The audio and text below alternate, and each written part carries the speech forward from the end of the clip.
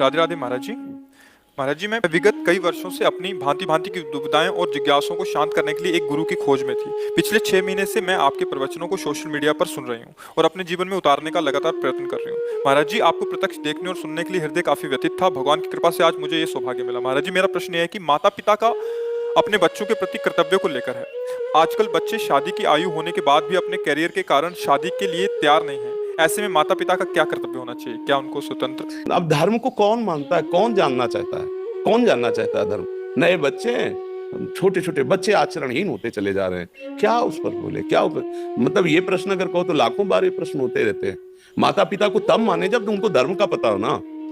धर्म का क्या पता है? ब्याह की तो तब सहमति हो ना जब उसके भाव में धर्म हो ना।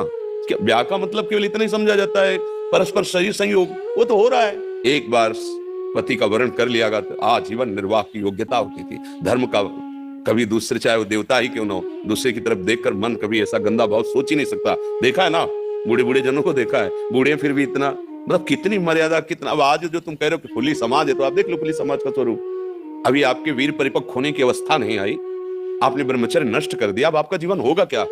वैसे ही मन बदमाशी करता है, तुमने और खुली छूट दे दी, पवित्रता ही नहीं रह गई जीवन में।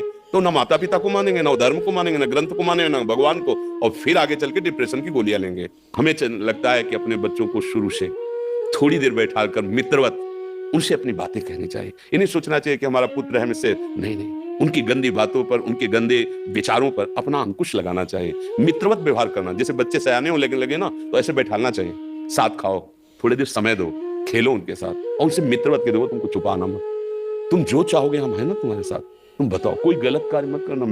अगर तुम्हें ऐसा कुछ लगे मुझे बताना, मैं आगे खड़ा होऊंगा। तो उनको लगने लगेगा कि मेरे पापा मित्र भी है, मैं अपनी बात कोई नहीं छुपाऊंगा अपने पापा, वो समझ जाएगा।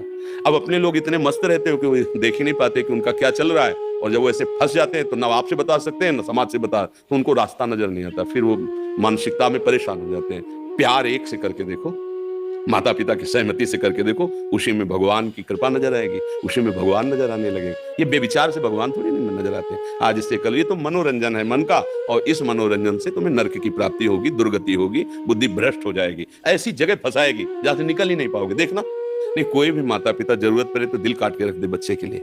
ऐसा देखा गया है कि वो गरीब है, कर्जा लेकर के भी अपने बच्चे को पढ़ा रहा है, मेहनत कर। और वही बच्चे जब पढ़ लिख जाते हैं तो उनकी अवहेलना करते हैं। क्या पढ़ाई तो विद्या विनयम ददाति। अगर विद्या जागृत तो विनय नम। कम से कम उस माता पिता से अपना तो हृदय भाव रखना चाहिए बच्चों को।